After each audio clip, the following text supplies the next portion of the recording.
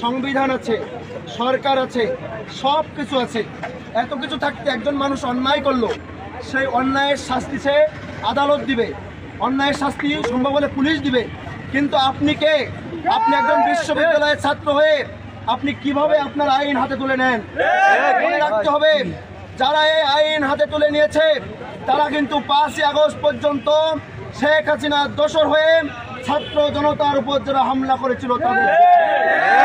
সুতরাং আমরা মনে রাখতে চাই, 2019 সালে বাংলার সূর্য সন্তান বুয়েটের মেধাবী শিক্ষার্থী আমার ভাই, আপনাদের ভাই আবরার ফাতকে হলের মধ্যে যেভাবে শিবির ট্যাগ দিয়ে তাকে হত্যা করা হয়েছে, শহীদ করা হয়েছে, ঠিক একইভাবে তোফাজ্জলকে চোর উপাধি দিয়ে ঢাকা বিশ্ববিদ্যালয়ের মতো বিশ্ববিদ্যালয়ে তাকে হত্যা করা হয়েছে। আমরা এই হত্যাকাণ্ডের অবিলম্বে বিচার দাবি করছি এবং যেসব খুনিরা এই দুঃসাহস দেখিয়েছে বাংলাদেশকে অশান্ত করার পায়তারা করছে এবং খুনি শেখ হাসিনার উদ্দেশ্য বাস্তবায়ন করছে, সেই খুনিদেরকে অবিলম্বে শাস্তির আওতায় আনতে হবে। এই শাস্তির আওতায় না আনা যায়, আবারও এই বাংলাদেশ স্বৈরাচারের দেশে পরিণত হবে, আবারও এই বাংলাদেশ ফাঁসিবাদের দেশে পরিণত হবে।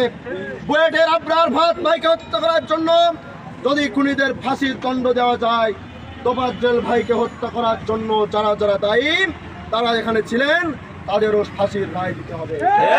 অনতিবিলম্বে অবিলম্বে সেটা কার্যকর করে বাংলাদেশের ছাত্র সমাজের এই ক্ষোভকে মেটাতে হবে।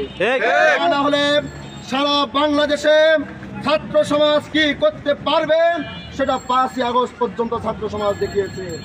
যদি মনে করেন ছাত্র সমাজকে জুজুর ভাই দেখিয়ে দাবায় রাখবেন, পরিষ্কার কথা পারবেন না, তো হবেন। সুতরাং ছাত্র সমাজের দাবি মেনে খুনিদের গ্রেফতার করে তাদেরকে অবিলম্বে শাস্তি নিশ্চিত করুন।